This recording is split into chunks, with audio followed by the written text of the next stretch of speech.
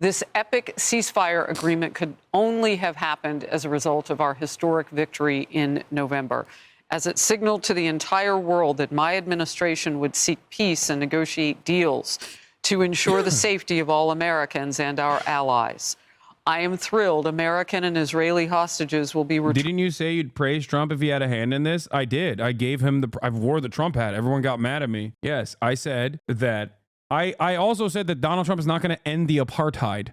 In a conversation with Bradley Martin, if you remember, I told him that there might be some semblance of a ceasefire negotiation, and I will give him credit where credit is due if he facilitates this, because at the end of the day, I want there to be a ceasefire.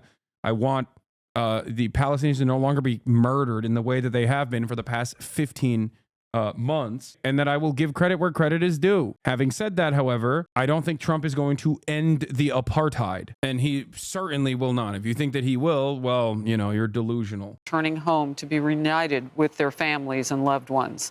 With this deal in place, my national security team, through the efforts of Special Envoy to the Middle East, Steve Witkoff, will continue to work closely with Israel and our allies to make sure Gaza never, all caps, again becomes a terrorist safe haven. We will continue promoting, again, all caps, peace through strength throughout the region as we build upon the momentum of the ceasefire to further expand the historic Abraham Accords. This is only the beginning of great things to come in America and indeed the world. We have achieved so much without even being in the White House. Just imagine all the wonderful things that will happen when I return to the White House and my administration is fully confirmed so they can secure more victories to the United States.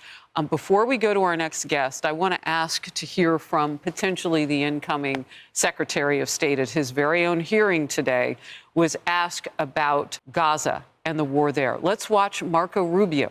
Why is acknowledging the facts of what happened considered glazing? Because people only look at things through this black and white dynamic, no matter how equipped they think they are with a materialist lens, with a materialist analysis. They just only see it as like good, bad dynamics. They see everything as a binary. And obviously Donald Trump is a monstrous piece of shit, but even monstrous piece of shit can sometimes do good things because it's beneficial to them, or sometimes do good things in the interim so they can do horrible things later down the line when people aren't paying that much attention. Donald Trump's reinforcement of the Abraham Accords, something that the Biden administration also continued, by the way, just so you understand, is in line with exactly what I'm saying. Donald Trump is going to further isolate Palestinians from every other regional actor. Donald Trump is going to continue the Biden administration's agenda of letting Israel do whatever it wants in the region to erode whatever resistance capabilities that Iran and Iranian proxies have, and then try to deliver a final blow, most likely to Iran. They have a grand design. Yeah, bro, pretend you are not super happy about what happened. You have the mental faculties of a sea cucumber. If you think that I am not celebrating, I did. And I do continue to give credit to Donald Trump for applying the pressure necessary in the short term. And I will continue criticizing the Democratic Party for refusing to apply this pressure, and actually change trajectory. Because I understand that the Democratic Party and the Republicans are in line when it comes to like operating like neocons do.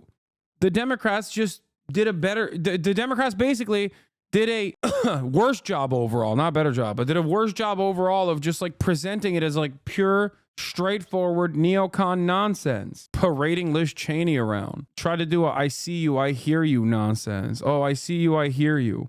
But like the genocide must continue. I see you, I hear you, but the baby killing must go on. Okay, we are not satiated. Just on its face, the optics are insane. This dude is a real estate developer. Yeah, you do understand that that is deliberate. Like the fact that he sent this guy from Mar-a-Lago and not like a former State Department official that is going to be in his current cabinet or whatever is also by design. The fact that this person was de facto Trump, right? Like this guy is Donald Trump. Stephen Witkoff was going to operate as though he is Trump. So Donald Trump sending him over is a fuck you, is a way to reassert dominance, to basically say, like, we are the ones who hold all the cards. That's number one. Number two, like, forcing Netanyahu to come and work on a Saturday. That is optically something that Democrats are terrified of doing, that Donald Trump would absolutely do. That's like a classic real estate, like shady real estate guy who's like, no, I'm the one with the dick. I'm the one who holds all the cards, not you. And they did that. They were the ones who actively, according to people involved in the deal-making process, they're the ones who finally actually pressured the one party that was stopping this deal from going through, Netanyahu. And I do think that there are side deals that they likely committed to in secret, and we will see what that looks like down the line. But for the time being, if you think that Trump's pressure did not actually play a role, you are wrong. Even if it's purely performative, even if it was purely for optics, even if it was purely to start the new administration with a big W, you have to recognize that Donald Trump read the room, saw that there was unimaginable amount of anger and resentment towards what the Americans were doing with our tax dollars, which, make no mistake, I do not think that Donald Trump is going to stop giving weapons to Israel, okay? He is, if anything, he's going to give more weapons to Israel than Joe Biden, if that's even possible, okay? But understand that he basically, he played a very significant role in, forcing Netanyahu to heel here, at least in the short term. So keep spamming. I agree with you on a lot, but giving Trump credit for this is insane. You can spam it all day, every day. I still fear that what will come next is going to be significantly worse. But in this moment, it was Trump's pressure. It's so funny because this reminds me of a time when I spoke about Donald Trump, giving Donald Trump credit for how he dealt with the Korean affairs, where he basically was like, yeah, I will do the peace through strength stuff, right? But also simultaneously, he was like, I'm gonna take a sidestep here. I'm going to let the South Korean administration and the Democratic People's Republic of Korea get together and hash it out themselves. And I will, and at the time, the North Korean demands were to no longer do military training in the region in a show of dominance. And he actually abided by that. And I remember Rachel Maddow getting very mad at Donald Trump, saying like he wants to suck and fuck Vladimir Putin, and also he wants to have gay sex with Kim Jong-un or whatever. And liberals kept going crazy over Russiagate narratives, consistently claiming that Donald Trump actually was doing the wrong thing and that we need to escalate military pressure on North Korea. And it was actually the right thing to do. Trump did the right thing there. It was one of the only instances where Donald Trump was correct on his foreign policy in a sea of horrible things that he did. There is no partisanship in this regard. What did Hamas get in the end of the deal? A chance of living? I'm so confused. Yes, an end to the genocide, and also getting Palestinian prisoners that have been permanently detained by Israel to be released from prison, and also literally the same demands that they've had since the beginning. Yeah, they get they also don't get assassinated across the board. Because remember, Benjamin Netanyahu kept stating his goal was the complete dismantling of Hamas over and over again. The complete dismantling of Hamas. Hamas will never exist in the Gaza Strip. And instead of actually doing that, which was already something that Israeli generals openly stated was an impossible goal, by the way, some of those generals were removed from those positions too. War criminals like Yoav Gallant, who are no longer a part of the war cabinet, no longer the defense minister, who is an out and about war criminal, who said the Palestinians are beasts, like we have to starve them, we have to not allow them to have electricity or whatever. Like that guy was saying, there's no way that we can militarily end Hamas. It's like a ridiculous goal. It's not real. It's just a silly thing that Benjamin Netanyahu's repeating. That war criminal was correct in that assessment. Why is Trump doing the ceasefire? He can still allow Israel to annex the West Bank without the ceasefire. Israel cannot annex the West Bank while it's also simultaneously having its troops get blown up with IEDs and bathtub homemade rocket launchers in the Gaza Strip. Israel has to lick its wounds and re-up and rearm in order to do a full-blown permanent annexation of the West Bank on a potential hostage deal. Do you agree that a permanent ceasefire in Gaza absolutely must include the release of those hostages? Well, it must include it, because if it doesn't, there won't be a ceasefire for long. That is the linchpin of what's happened now. Hamas has been severely degraded, but these people, that include a number of American citizens, need to be home as soon as possible, and that will remain a priority in any engagement that we're involved in with regards to not just a ceasefire, but some permanent peace process. Mark my words, Trump may have forced Netanyahu's hand on the ceasefire deal, but the incoming president will reward Israel with a recognition of his future annexations in the West Bank and through a normalization deal with Saudi Arabia. No, that's my assessment as well. That's what I also believe. Process moving forward. Now, we have been reporting that it is not unlikely that Marco Rubio would become the next Secretary of State. He's having a smooth day so far. We've been picking up some sound and clips for you and playing those when we can.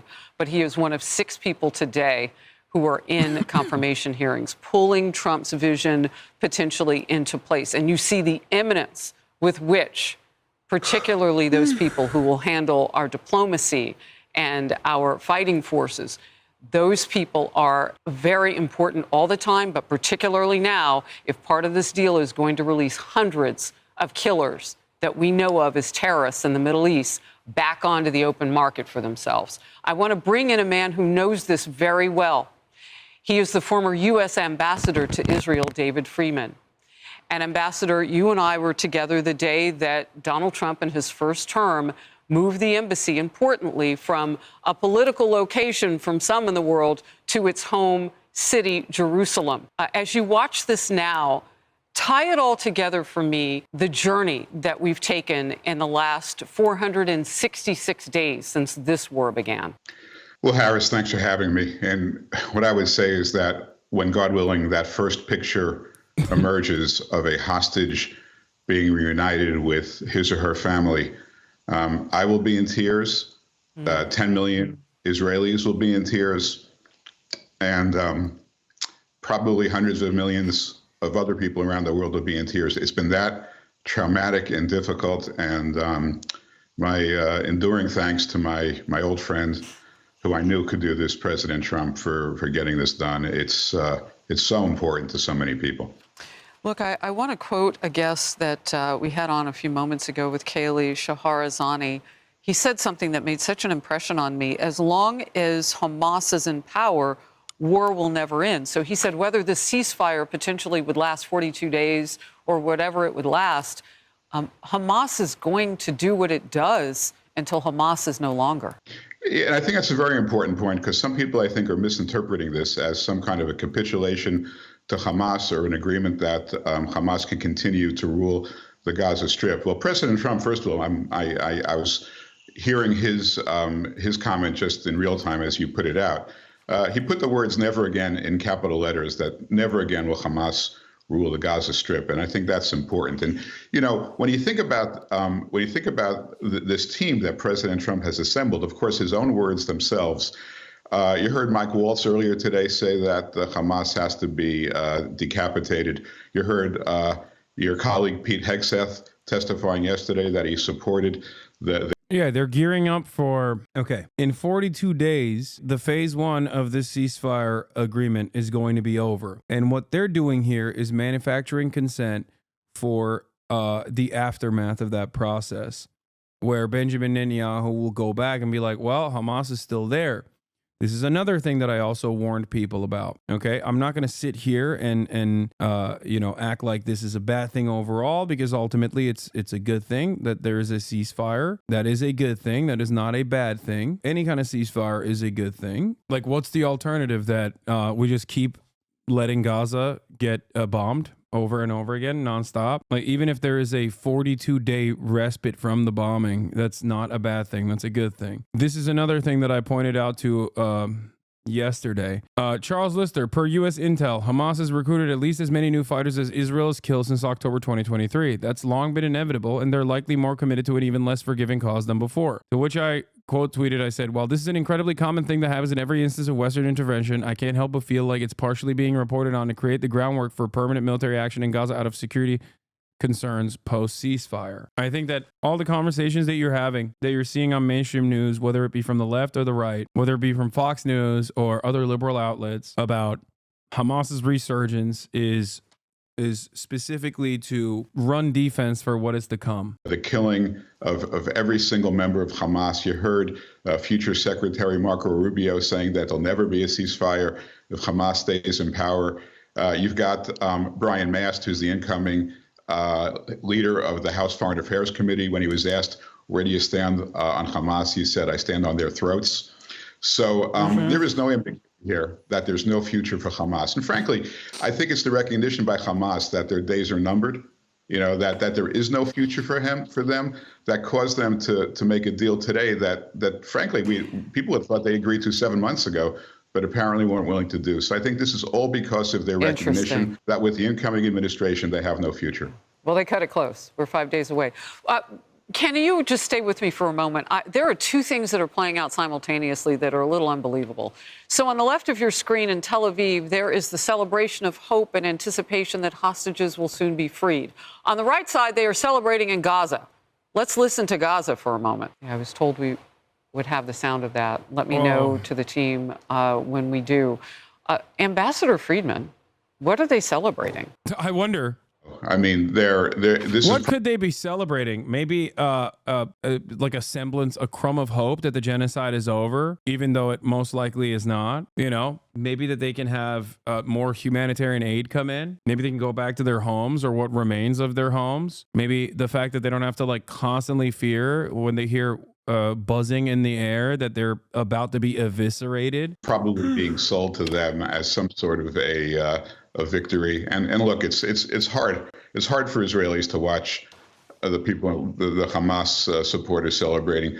But that celebration is going to be short-lived. I mean, right now this is about getting the hostages back, and Israel's paying a high price to get them back. But Israel's not agreeing to end the war. Hamas has no future, and I'm hoping. I'm skeptical, but I'm hoping that maybe some of them are celebrating the possibility that Hamas is coming to an end. That with this, what an animal this guy is, David Friedman, former U.S. ambassador to Israel. He's like, I'm hoping they're celebrating for the right reasons. It's like, dude, you are such a ginormous piece of shit. Just a purely evil psychopath. They better be celebrating the right things. Hamas loses its leverage, and maybe someone can come in and rule the Gaza Strip, which is less malign. But I'm not a very good psychologist into the minds of these people. Yeah. I was hoping to get some audio, but now we have a little bit more light on the situation. They are on each other's shoulders and looking jubilant. And as you say, wait, we can hear some of it now.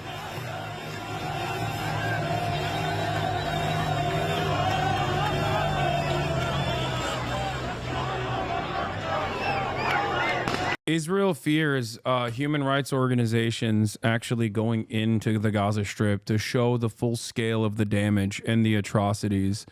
So I think that they will probably do everything in their power to stop that from happening. I suspect that they will try to do everything in their power to ensure that this does not happen. The sad part is the bombing might not even stop. Yeah, I mean, the way that these things goes, the next 4 days are going to be bleak. Israel has a tendency to escalate the violence all the way until the very last moment. Journalists think the aftermath is inevitable. When it finally happens, do you think any consequences will unfold for Israel? I'll just say this. I'm talking to some journalists who have operated inside of Gaza, who are from Gaza, and I'm working already to potentially go in as well if there is ever an opportunity to do so. I'm just letting you guys know in terms of going into Gaza. It is very dangerous, obviously, with how Israel operates in that area. But let's see if there's a way to safely do such a thing. Like I said, the key term here, the key phrase here is if it's safely. If it can be done safely, I will try to do it. I didn't come up with the idea of potentially going in. I was approached with the idea of potentially going in from people that have worked inside of Gaza and still continue to do great journalism which is why I'm, thinking about it. As long as it's something that I can do in a safe manner. Obviously, it's just in the works right now. That's all it is. That's all I'm stating. I'm not saying that it's going to 100% happen. And the key word here is if it's safe. Now, having said that, for example, I don't know if me constantly live streaming the process would make me a larger target or potentially offer me a shield.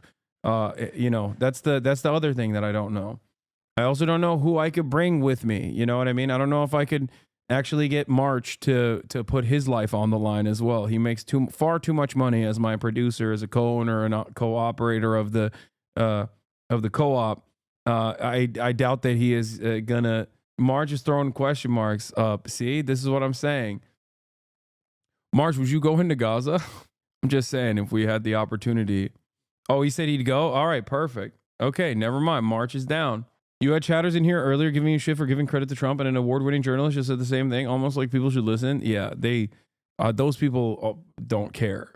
It's not even giving credit to Trump. It's just accurately reporting on the truth of what took place. Okay?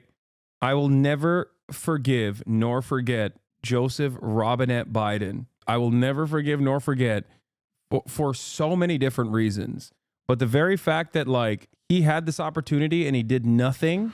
He had this opportunity and he did nothing with all the power that he had, all the influence that he had. The fact that he also let Trump take credit for this because Trump applied pressure in the last moment. I mean, it's just crazy. Just a terrible, terrible psychopath, terrible sociopath who enjoyed the killing.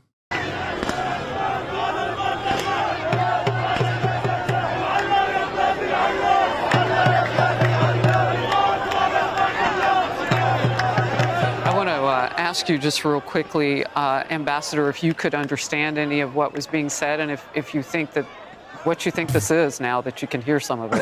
Oh God! Oh my God! Come on! I'm not sure, but again, no, he can't understand what's being said, and he already lied about what's being said anyway. This person does not care about Palestinians. He literally said they're all supporting Hamas. Their only source of information is what Hamas tells them. Right. So, maybe they're being told by Hamas because, again, this is going to end up being a defeat for Hamas. It may take 6 weeks. It may take another year, before this is all cleaned up. But this will end up in a defeat for Hamas. Maybe the Hamas is spinning this to their people that somehow, they're going to remain in power, and maybe that's their narrative. But it's not. It's going to be short-lived. My colleague Charles Payne is here with a question for you, Ambassador. Ambassador, thank you very much. The Biden administration initially gave so many mixed signals on this that in many ways, I felt, at least as an outside observer, it emboldened Hamas. We know President Trump will not do that. Will there be a way, Sun Tzu's and talks about an avenue for your adversaries to retreat? What kind of efforts are being made, if you can talk about it, to at least find sensible people in Gaza that understand that the path they're on now means total destruction, and that if they do want to rise up, because there has to be a lot of dissatisfied people there, they will get some help from Israel and perhaps the United States so that they can take control of their nation, and it's not Hamas who's once again leading them down this path to destruction where they put hospitals, babies, and everything else in the line of danger. Well, Charles, it begins with the eradication of Hamas. As long as Hamas is there, it's absolutely impossible for anybody to rise up who will put the interests of his people and his children ahead of the grievances of the past, ahead of the hatred for Israel. So as long as Hamas is there, it's virtually impossible. But the key point here, as you talked about the difference between Biden and Trump, the key word is daylight. There was massive daylight between Biden and Israel over the last 15 months. And every time Hamas saw that daylight, it empowered them and made them think that they can hang in. This level of copium is so funny because, it's so far removed from the reality. Saying that Biden actually had a lot of daylight between him and Israel is hilarious, while also simultaneously trying to give Trump credit for the ceasefire, but also recognizing that it's bad. Because for him, it's bad. David Friedman doesn't like the ceasefire. By his own metric, if there's daylight between Biden and Benjamin Netanyahu, Not only is it's just funny because if there's daylight between Biden and Netanyahu, what is there? There is a supernova between Benjamin Netanyahu and Donald Trump at this point. After all, he was the one who pressured Benjamin Netanyahu to follow through on this deal. That's crazy. In there that they could potentially emerge victorious and in control. The loss of life was meaningless to them. That's part of their battle strategy, so they didn't care about that. Trump comes in and the daylight's completely shut, right? It's shut by his words. It's shut by the words of his team. And that's the first step. The coalition between Israel, the rock solid, hand in hand, no daylight relationship between Israel and America is what gets this started, at least the eradication of Hamas. But it's not, there's no. It's so funny to actively lie to the Fox News watchers like this. No, Benjamin Netanyahu loves the ceasefire. He's the biggest fan of the ceasefire